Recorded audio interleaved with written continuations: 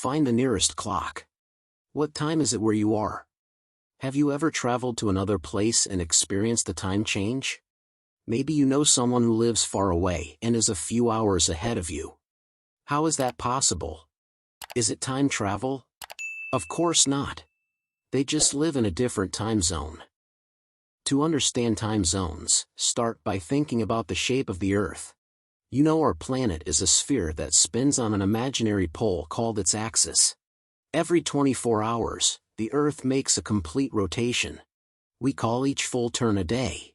Imagine shining a flashlight at a globe. Only part of it would receive light.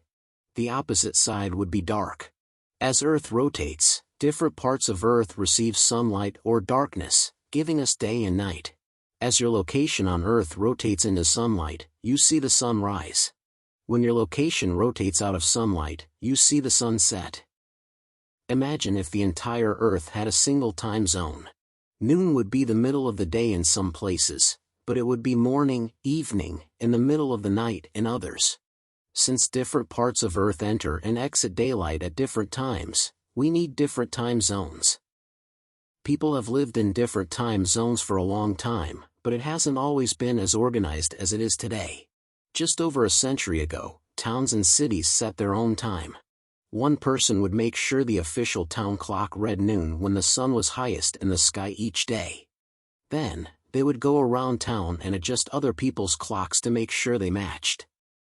As the world became more connected, this grew complicated.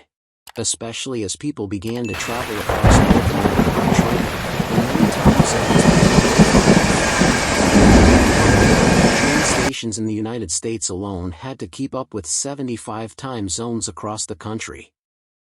In the late 1800s, a group of scientists came up with a new system for time zones. They called it Standard Time. To build the time zone map, they studied Earth's movements. As Earth rotates on its axis, it moves about 15 degrees every 60 minutes. After 24 hours, it has completed a full rotation of 360 degrees. The scientists used this information to divide the planet into 24 sections or time zones.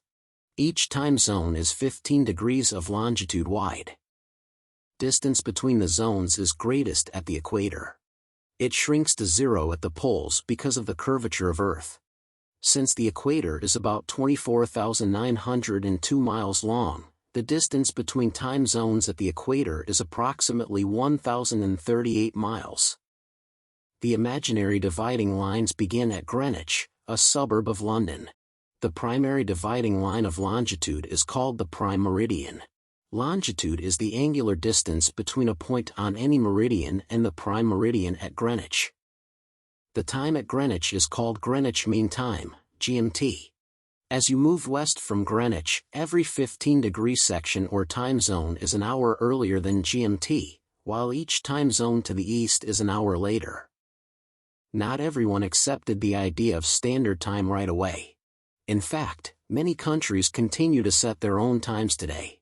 For example, in China, it's always the same time all across the country. That's despite the fact that China stretches across 3 standard time zones. Other nations adopted systems that change time zones by smaller increments, like 15 or 30 minutes. For that reason, there are more time zones than the standard 24 in use today. Having different time zones means that no matter where you live on the planet, your noon is the middle of the day when the sun is highest, while midnight is the middle of the night. Let's take a closer look at how this works. Let's say you live in Charlotte, North Carolina, and you have a cousin who lives in Madrid, Spain. Charlotte is 5 time zones to the west of Greenwich, which is written as GMT-5. Madrid is 1 section east of Greenwich, GMT+1. This means Charlotte and Madrid are 6 time zones apart. When your cousin is eating lunch at noon Madrid time, you are probably just getting out of bed to get ready for school. This is because at 12 p.m. in Madrid, it's only 6 a.m. in Charlotte. On the other hand, if you wanted to chat with your cousin online after dinner at 6 p.m., it would already be midnight in Madrid.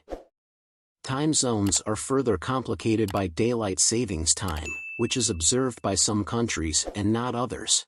Have you ever been surprised by a time change? There's certainly a lot to keep up with.